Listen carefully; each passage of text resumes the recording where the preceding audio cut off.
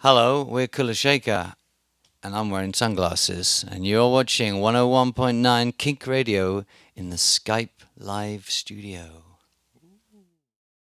Hey, that's Kula Shaker on the stage right there. Hello, gentlemen. Hello. I don't know that you are, but Well, that's our early morning heartbreak song, yeah. which was written by Simon over here. Good job, Simon. And Over there. yeah, there he is. Good morning. Hey, a band that just came down from Seattle. Did you stop by Jimi Hendrix's grave? That's on the way. No, we didn't. Oh, But spiritually, we offered incense and flowers. Yeah.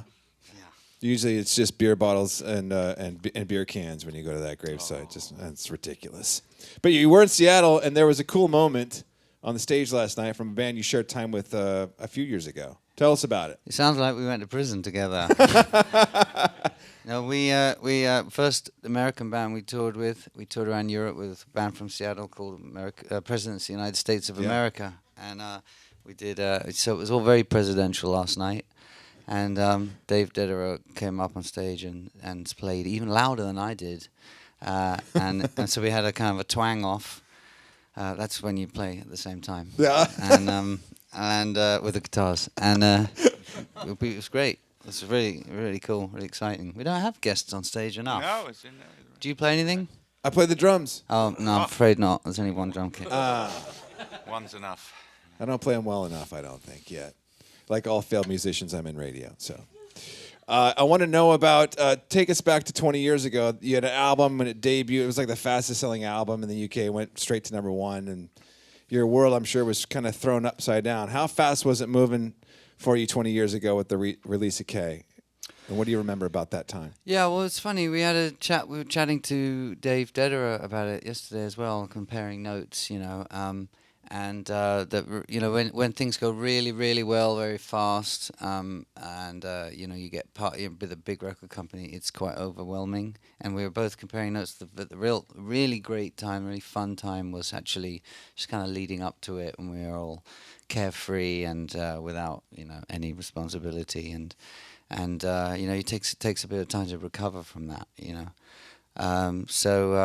So we're having great fun now, actually. The beginning of the band and where we are now, they've been the happiest time so far.